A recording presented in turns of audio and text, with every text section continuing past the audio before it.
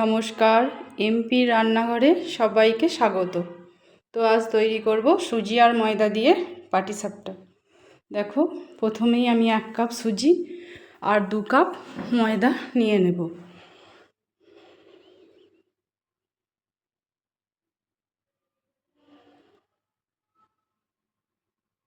এবার আমি এর মধ্যে দিয়ে দেবো 1/2 চামচ নুন, দিয়ে আর দেব ঈষৎ উষ্ণ গরম দুধ।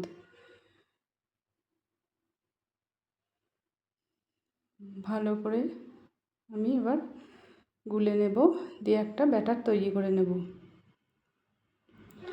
এটা দেখো টেনে নিল। এবার আমি অল্প অল্প করে দুধ দিয়ে ব্যাটারটাকে আমি রেডি করব।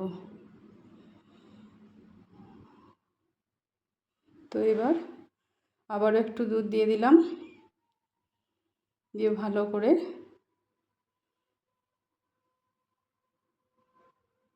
এবার দিয়ে দেব 1/2 কাপের মতো চিনি।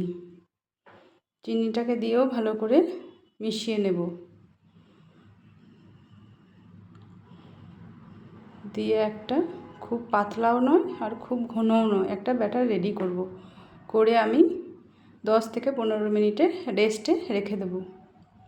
তো দেখো 10 থেকে 15 মিনিট রেখে দেওয়ার পর ব্যাটারটা আমার কেমন হয়েছে।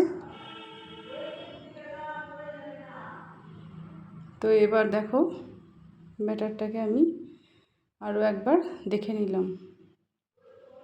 যেহেতু সুজি দেওয়া আছে, টেনে এটা মোটা হয়ে যাবে। তো এবার আমি এর মধ্যে আরও একটুখানি দুধ অ্যাড করব। তো এদিকে আমি দুধকে জাল করে আগে থেকেই একটা ক্ষীর তৈরি করে রেখেছিলাম। দেখো এই রকম একটা শক্ত টাইট পাড়া আমি তৈরি করে নিয়েছি। এবার এদিকে একটা ফ্রাইং প্যান গ্যাসে বসিয়ে তেল ব্রাশ করে নেব।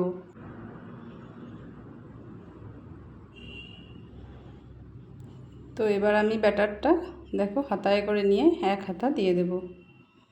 দিয়ে আমি দেখো একটা তাল পাতাকে আমি সমান করে এরকম 4 চৌকো করে কেটে নিয়েছি। এবার সেইটার সাহায্যে আমি এটাকে গোল মতন করে চাড়িয়ে দেব।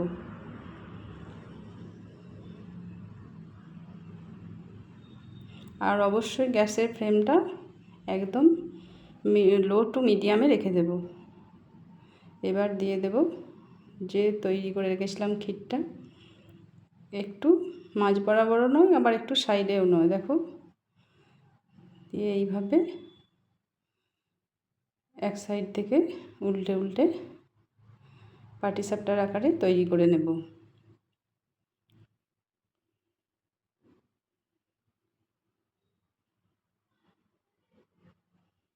তো আবার একবার এই পিঠটা উল্টে দেবো, একটু ভালো করে ভেজে নেব। এবার এর মধ্যে দিয়ে দেব 1/2 চামচেরও কম পরিমাণ ঘি। দিয়ে আমি ঘি দিয়ে আবার পাটিসাপটাটাকে ভেজে নেব। এটা ঘি দিয়ে ভেজে নিলে এর স্বাদ আরও দ্বিগুণ বেড়ে যায়, খেতে খুবই সুন্দর লাগে। তো দেখো একটু লাল লাল করে আমি ভেজে নিলাম। এবার এটা আমার হয়ে গেছে, আমি এবার তুলে নেব।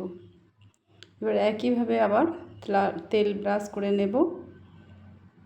তো বন্ধুরা, আমার ভিডিওটি যদি ভালো লেগে থাকে অবশ্যই লাইক করে সম্পূর্ণ ভিডিওটি দেখার অনুরোধ রইল। আবারও একইভাবে দেখো ব্যাটারটা দিয়ে দিলাম, দিয়ে এরকম ভাব গোল করে চাড়িয়ে নিলাম। তো নতুন বন্ধুদের বলছি অবশ্যই সাবস্ক্রাইব করে দেবেন, আর পুরনো বন্ধুদের অনেক অনেক ভালোবাসা। তো আবারও একইভাবে ক্ষীরটা দিয়ে দিলাম। এবার আমি এক সাইড থেকে আবার উল্টে উল্টে দেব।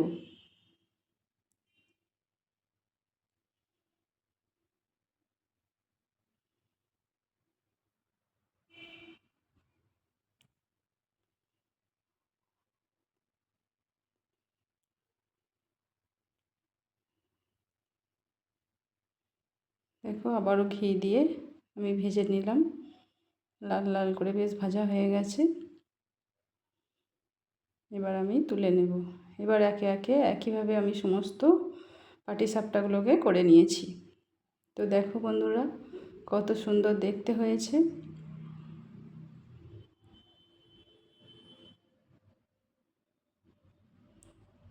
তো আজ তাহলে আসি, আবার দেখা হবে অন্য কোনো নতুন রেসিপিতে। সবাই ভালো থাকবেন, সুস্থ থাকবেন। নমস্কার।